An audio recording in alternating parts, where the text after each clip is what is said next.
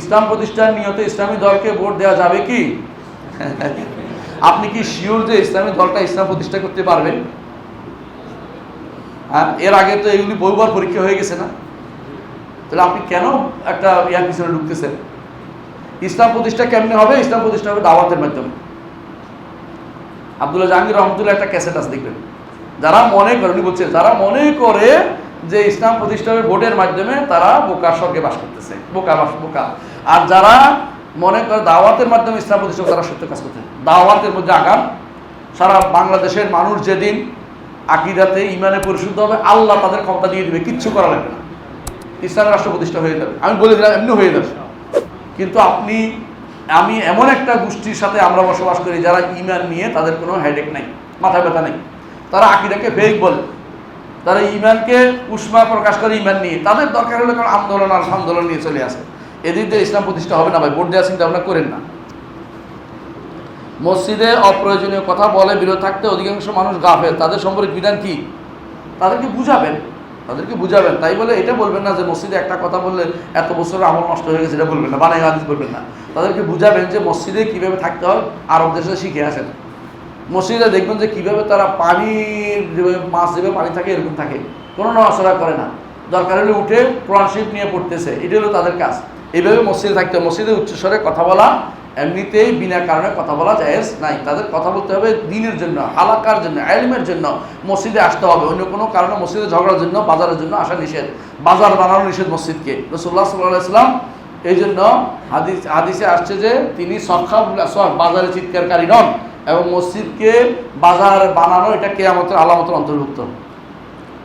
এরপরে একটা প্রশ্ন, জুমার দিনের পরে এসে সামনের কাতার লোকদের উপেক্ষা করে সামনে বসে এই বিষয়ে অবগত করবেন, এটা হারাম, জায়েজ নাই। রাসূলুল্লাহ সাল্লাল্লাহু আলাইহি ওয়াসাল্লাম একজনকে দেখছে এরকম মানুষের ঘাট টপকিয়ে আসতেছে, তিনি বলেছেন আনাইতা ওয়া আদাইতা, তুমি দেরি করেছো এবং কষ্ট দিয়েছো। এটা করতে পারবে না, যেখানে পান সেখানে বসবেন। পরে যখন কাতার দাঁড়িয়ে যাবে তখন চিপিয়ে ঢুকে যাবেন। তাই বলে মানুষের যে রাস্তায় দাঁড়িয়ে আছে যেটা তার কোনো হুরমত নাই, সম্মান নাই, আলাদা কথা। ইচ্ছা করে সামনে খালি রেখে যেন দাঁড়াবেন না। সামনে কাতার বিশাল খালি, সামনে একজন দাঁড়িয়ে, তিনি ভুল করছেন, তাকে উঠে বলবেন যে আপনি এক পাশে যাইয়া সুন্দর করে তাকে বুঝেই বলবেন, তার গাড়ির উপর দিয়ে টপকাবেন না, তাকে বুঝেই উঠে দিবেন ওখান থেকে। সালাতের নিষিদ্ধ সময়, যখন সূর্য যখন ঠিক মাথার উপর থাকে তখন শুধু গ্রীষ্মকালে নাকি সবসময় তো থাকে? এক সময় এই পাশ দিয়ে থাকে, এক সময় এই পাশ দিয়ে থাকে। আমি বুঝতে পারছি আমার কথা যে বুঝতে চাচ্ছেন। যেখানে থাকে না কেন ওই সময় একটা কি থাকে, ছায়া থাকে। ওই ছায়ার সময় নামাজ পড়া যায় না। কিন্তু যে ব্যক্তি মসজিদে ঢুকবে সে পড়তে পারবে। আচ্ছা, এটা শেষ। ফজর জোহর সালাতের পূর্বের সুন্নত কি পরে পড়া যায়? হ্যাঁ, আগে পড়তে হবে, পরের সুন্নতটা তারপরে এটা আদায় করতে হবে। পরের সুন্নত যদি থাকে, জোহরের পরের সুন্নতটা আদায় করে তারপরে এটা আদায় করতে পারবে। আর ফজরের সুন্নত নিয়ম হচ্ছে সূর্য ওঠার পরে পড়া। যদি কেউ ফজরের পরে দাঁড়িয়ে সুন্নতটা পড়ে ফেলে, এটাও জায়েজ আছে। রাসূলুল্লাহ সাল্লাল্লাহু আলাইহি ওয়াসাল্লাম একজনকে দেখেছেন পড়তে, নিষেধ করেন নাই, এটা জায়েজ হবে, অসুবিধা নেই। সওয়াবের তারতম্য হবে আল্লাহ জানে, এটা তো বলতে পারবো না। এটা নস আসে নাই, যে নস আসে না এটা বলা যাবে না। নস বুঝছেন তো, কোরআন হাদিসের ভাষ্য। একই অফিসের ছেলে এবং মেয়ে চাকরি করা যাবে কি? হারাম, যদি কোনো পর্দা না থাকে। আর পর্দার ব্যবস্থা করে দিলে জায়েজ আছে, বুঝলেন? পর্দার ব্যবস্থা করে দিলে জায়েজ আছে। ভিন্ন ভিন্ন থাকলে তাহলে হে করলো, আমারটা আমি একসাথে বসে আড্ডা দেওয়া হলো না, গল্প দেওয়া হলো না, একজনের চেহারার দিকে তাকিয়ে থাকা হলো না, বুঝলেন? সেটা তো আর কোনো জিনিসটাই তো আলাদা হয়ে গেল। সামনে নির্বাচন, এটা প্রশ্ন আর গেছে গা। বিয়ের জন্য মেয়ে দেখতে গিয়ে মেয়েকে টাকা দেওয়া যাবে কি? এটা আল ওরফ, এটা শরীয়তের বিধান নয়। দেখি ওরফ আল আদাতু কাশারায়ে মা লা মুখালিফু শারআ, শরিয়া বিরোধী না হলে যে কোনো জিনিস শরীয়ত অনুমোদন করে। শরিয়া বিরোধী না, এটা শরিয়া বিরোধী না। টাকা দেওয়ার বিধানটা অনেক সময় বোঝায় যে আমি বিয়ে করব আগ্রহী বোঝানোর জন্য, মানে বিয়েটা যেন ঠিক থাকে, অনেক সেটা করে, কিন্তু সম্মানও করা হয়। এটাতে কোনো শরীয়ত বিরোধী কিছু আসে না। এটা অসম্মান মেয়ের জন্য অনেক সময় আমাকে দেখে চলে গেলো, মেয়ে কষ্টও পায়, এটা যেন না হয় এই জন্য হয়তো এটা করে। এটার সাথে শরীয়তের বিধিবিধান বিরোধী না, এই জন্য এটাকে নো করা যাবে না। অনেকে আছে আমার পক্ষে হলে দেওয়া যাবে না, যেহেতু ছেলে মানুষ, হ্যাঁ, মেয়ের চিন্তাটাও করেন, মেয়ের উপর দিয়ে একটা বিরাট ধরনের অসম্মান গেল না, ওটা চিন্তাটাও করেন। এই জন্য এগুলিকে কোনোভাবেই শরীয়তের আকারে নিয়ে বাড়াবাড়ি করা যাবে না, বুঝছেন? মেয়েদের প্রশ্ন, ছেলেদের প্রশ্ন শেষ। সালাতে অনেক প্রশ্ন, মেয়েদের প্রশ্ন এবার। আচ্ছা, ঠিক আছে। কোথায় নাম কি এটা? দিন পালন করা বউ, দিন পালন করা বউ শাশুড়ির মধ্যেও দ্বন্দ্ব বিদ্যমান। এইটা সমাজের বিরাট ব্যাধি। আপনার নসিহত পরামর্শ চাই, এটা নসিহত তুমি দিবেন ইনশাআল্লাহ।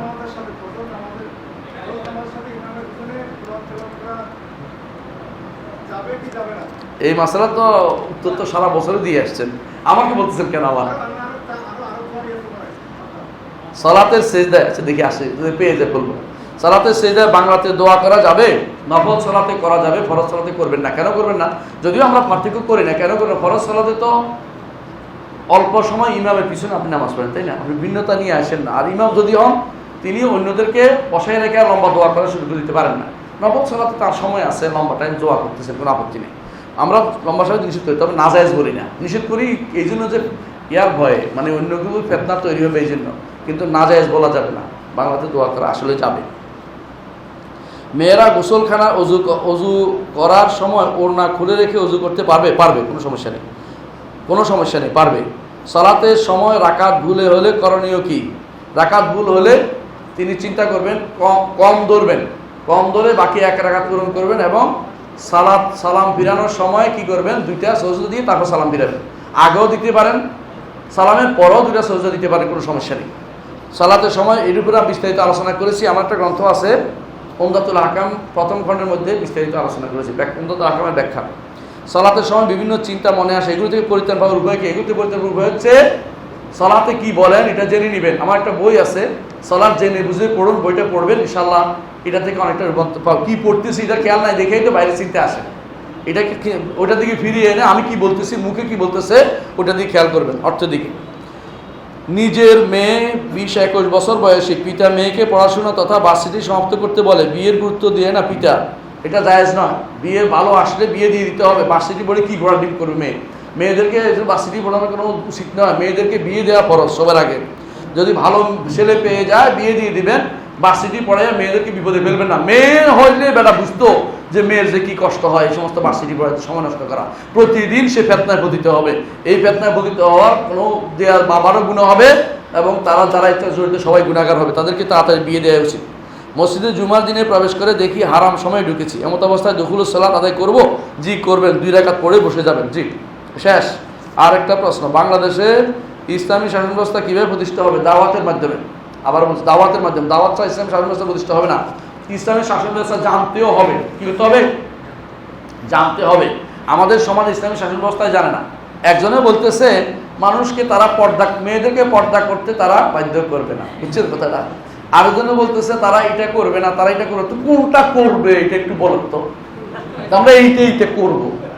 ইসলাম জানে না, দিন সম্পর্কে জানে না, দিন সম্পর্কে জানে। আরেকজন বলতেছে গণতন্ত্র কোনো ইসলাম বিরোধী না, হ্যাঁ ইসলাম প্রতিষ্ঠা করবে। ইসলামের কি প্রতিষ্ঠা করবো ওনারা? আরেকজন বলছে আমরা কিন্তু হাত কাটবো না, তাহলে এটাও বাদ গেল। কয়টা বাদ দিছে?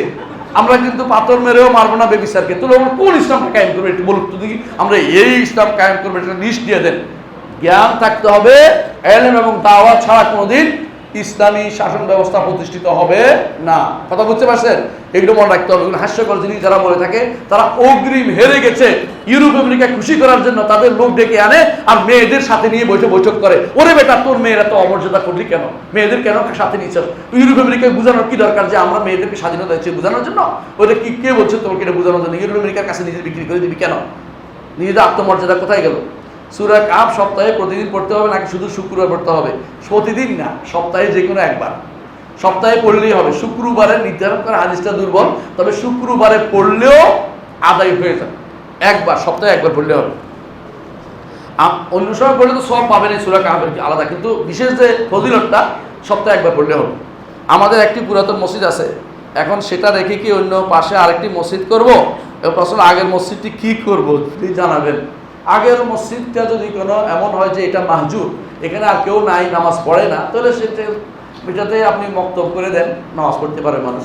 শুধু করে কেউ না কেউ পড়বে, নাহলে পড়বে না। নতুন যদি মসজিদ এমন হয় মানুষ এখানে ছেড়ে চলে গেছে, আরবরা সাধারণত এটা হয়। আরবদের কিরকম হয়, কিছুদিন দেখবেন যে এখানে মানুষ আছে, কদিন পর দেখবেন যে এখানে কেউ নেই, সব ছেড়ে চলে গেছে ওই জায়গায়। এবার মসজিদে যা কি করবেন? এবার রেখে দিবেন, কোনো কাজে এটা কিছু করবেন না, এটা নিয়ম। মসজিদের জায়গাতে অন্য কিছু করা যায় না।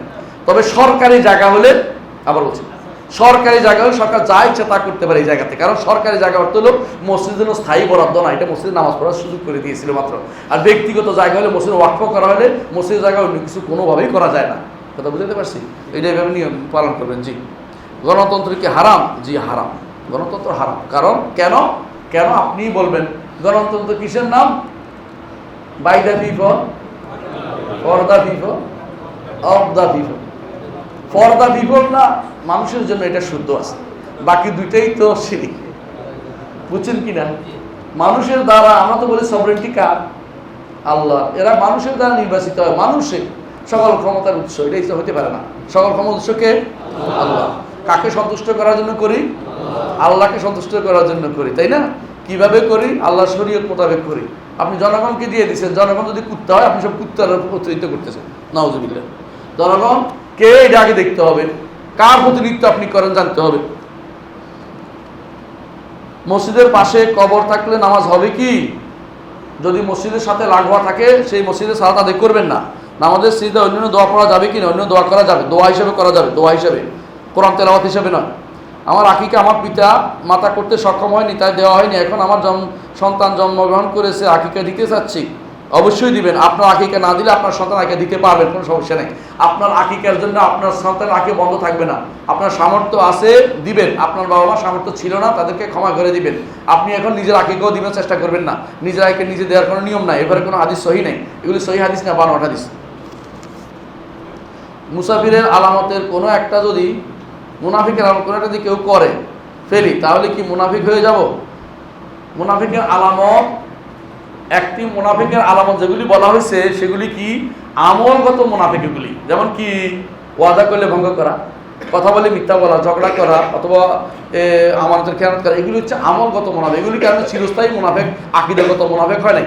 আকীদাগত মুনাফিক হচ্ছে আল্লাহকে ঘৃণা করা, আল্লাহ রসুলকে ঘৃণা করা, আল্লাহর দ্বীনকে ঘৃণা করা, আল্লাহকে অপছন্দ করা, রসুলকে অপছন্দ করা, আল্লাহর দ্বীনকে অপছন্দ করা। বুঝছেন তো? আল্লাহর দ্বীনের উন্নয়নে মানে কষ্ট লাগা, আল্লাহর শরীয়তের উন্নয়নে মনে কষ্ট থাকা, এগুলো হচ্ছে আকীদাগত মুনাফিক। কাফেরদের উন্নয়নে মনে খুশি লাগা, এগুলো আকীদাগত মুনাফিক। বর্তমানে আকীদাগত মুনাফিক অনেক বেশি। আপনি দেখবেন ইসলামের উন্নতিতে অনেকের বোরকাওয়ালিরা বেড়ে গেছে, বোরকাওয়ালি বেড়ে গেছে, এই যে দুঃখ প্রকাশ করছে মুনাফিক, আকীদাগত মুনাফিকরা। হ্যাঁ, অনেকে এই যে বোরকাওয়ালিরা বেড়ে, অনেকে আছে দাড়িওয়ালা ছেলেরা বেড়ে গেছে, দুঃখে মরে যাচ্ছে। ও টাকনুর উপরে কেন কাপড়ওয়ালা বেড়ে গেছে, দুঃখে মরে যাচ্ছে, এগুলি আকীদাগত মুনাফিক। এগুলি দারকিল আসফালি মিনান্নার, জাহান্নামের সর্বনিম্ন স্তরে যাবে। আপনি এগুলির সাথে ওইগুলি আমলগত মুনাফিক এক করে ফেলবেন। আমলগত মুনাফিকের কারণে গুনাহ, কবিরা গুনাহ, এগুলির কারণে জাহান্নামে যাওয়া বাধ্যতামূলক না। বুঝছেন?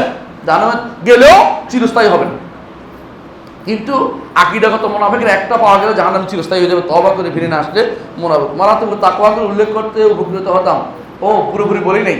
এই জন্য মুনাফিক তাকওয়ার প্রথম হচ্ছে, তাকওয়ার প্রথম হচ্ছে সর্বস্তর, যেটা না থাকলেই নয়, তাকওয়া হলো ঈমান। এটা আমলে সালেহ হইলে, এটা আমরা বলেছি, খেয়াল করেন নাই, আমলে সালেহ পূর্ণ হলে সেই ব্যক্তি, যেমন সর্বনিম্ন পর্যায়ে হলো ইসলাম, তারপরে হলো ঈমান, তারপরে হলো ইহসান। আবার বলছি তিনটা স্তর আছে তাকওয়ার ক্ষেত্রে, তিনটি স্তর। তাকওয়ার ক্ষেত্রে মোস্তাহাব স্তর আছে একটা, মানে একটু মোস্তাহাব স্তর কি? যে অনেক হালাল জিনিস আমি বর্জন করব, কেন? এই হালালের মধ্যে সম্ভাবনা আছে হারাম ঢুকছে, এটা হলো সর্বোচ্চ স্তর। আর সর্বমধ্যম স্তর হচ্ছে এটা, আমি হালাল হারাম মেনে চলবো, ঈমান ঠিক আছে। আর সবচেয়ে উচ্চ স্তর, সবচেয়ে নিম্ন স্তর হচ্ছে আমি অবশ্যই ঈমান ঠিক রাখছি, চেষ্টা করে যাচ্ছি, কিন্তু মাঝে মধ্যে গুনাহগাতা হয়। এরাও কিন্তু তাকওয়ার মধ্যে আছে, এরাও তাকওয়ার মধ্যে আছে। জি, এর তাকওয়া পরিপূর্ণ নাই, কিছু কিছু তাকওয়া এদের আছে। ওরে বাবারে, বিশাল এক অঙ্ক। আমরা দুই বোন, আমার বাবার 8 শতক জায়গা, শহরে তিনি এত এত এত। ওরে বাবারে, ওইটা ভাই, এই জায়গার অংশের হিসাব আমি এখন দিতে পারবো না, লম্বা টাইম লাগবে। ওদের ইমাম সাহেব আছে কোন মসজিদে? হ্যাঁ, এই যে ওনার কাছে দিলাম, উনি ইনশাল্লাহ এগুলো করে দিবেন। না বললে আমাকে জিজ্ঞাসা করে নেবেন। হ্যাঁ, আব্দুল্লাহ সাহেব করে দিবেন ইনশাল্লাহ। কমন বাথরুমে উযু করা যাবে কিনা? যে কমন বাথরুমে উযু করা যাবে, কোনো সমস্যা নেই, কোনো সমস্যা নেই। কেন? আপনি চাপ দিলে এটা একদম পরিচ্ছন্ন হয়ে যাচ্ছে, এখানে উযু করতে কোনো সমস্যা নাই। বুঝছেন তো? ময়লা দৃশ্যমান না দেখা গেলেই হইল, দৃশ্যমান ময়লা না থাকলে সে জায়গায় উযু করতে কোনো বাধা নেই। শরীয়তে নিষেধাজ্ঞা মোটেই করা হয় নাই, আমরা এটা বানাইছি। আমাদের অনেকে বলে বিসমিল্লাহ বলা যাবে না, বিসমিল্লাহ বলা যাবে। আমার শেখ মোহাম্মদ বিন সালেহ আল উসাইমিন, আমাদের শেখ, তিনি বলেছেন যে বিসমিল্লাহ বলে উযু করবে বাথরুমে, কোনো সমস্যা নেই। দৃশ্যমান ময়লা না থাকলে হইল। দৃশ্যমান ময়লা থাকে না, এখনকার কমেন্টগুলোকে টিপ দিলে একদম পরিচ্ছন্ন হয়ে যায়। এখানে দরবেশি যেন না করি আমরা। পিতামাতার জন্য সূরা ইখলাস 3 বার পাঠ করে যদি সওয়াব করবে, যাবে কিনা? যাবে না। তো মানে কি যায় আপনাকে বুঝাই দেই, যেই আমল সম্পদ, যে ইবাদত সম্পদ দিয়ে হয় ওইটা যায়। যেমন আপনি হজ করেছেন, উমরা করেছেন, বুঝছেন তো কথাটা, অথবা দান করেছেন, ওইটা করতে পারবেন পিতামাতার জন্য সরাসরি। কিন্তু যেটা আপনি করেছেন কেরাআত, মুখের ইবাদত বা শরীরের ইবাদত, এটা আপনি শুধু শরীরের ইবাদত, শুধু মুখের ইবাদত, এটা আপনি কাউকে দিতে পারবেন না। এটা কি করবেন? এটা করে এটার